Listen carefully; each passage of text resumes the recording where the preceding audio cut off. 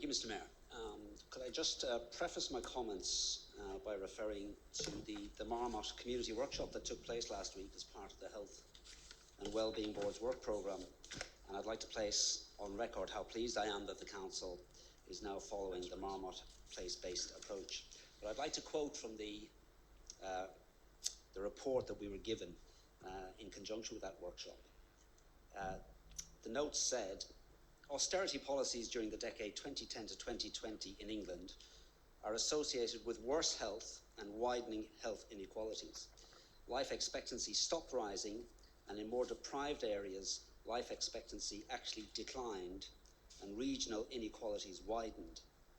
These deteriorations in health were on a scale and severity not seen during the 20th century. Subsequently, COVID-19 has revealed and amplified inequalities in society and in health. So, Mr. Mayor, the poorer members of our communities are dying sooner, and health outcome gaps between the rich and the poor have widened over the past decade due to government austerity policies. Now, that's not the Green Party saying that, it's not any political party saying that, it's health experts saying that. Okay, so I think we need to remember in the context of this debate who the bad guys really are. Most of our financial problems are because of relentless austerity over a prolonged period of time. Councillor Mitchell said earlier that we were in this position because the Cabinet had made bad decisions. And we have made some bad financial decisions.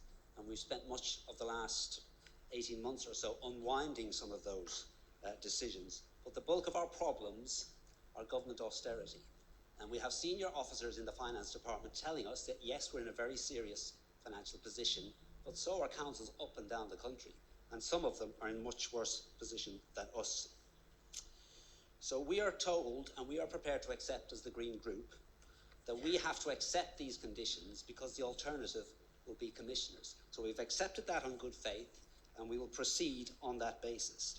And that is the context in which we have signed the letter. But it's fair to say of the Lib Dems, would they have refused to sign it if that decision was pivotal in the whole process?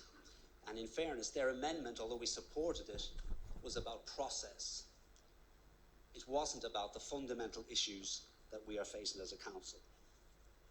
So I also would refer back to Councillor Kenny's comments earlier that the amendment doesn't move the process forward. Well, this whole motion doesn't move the process forward. It's really been tabled as another opportunity to have a go and make some political points. The decision has been made. We've signed the letter, most of us. And as I say, we are proceeding in good faith on that basis, but we don't welcome this motion, and we will be abstaining from the vote. Thank you, Mr. Mayor.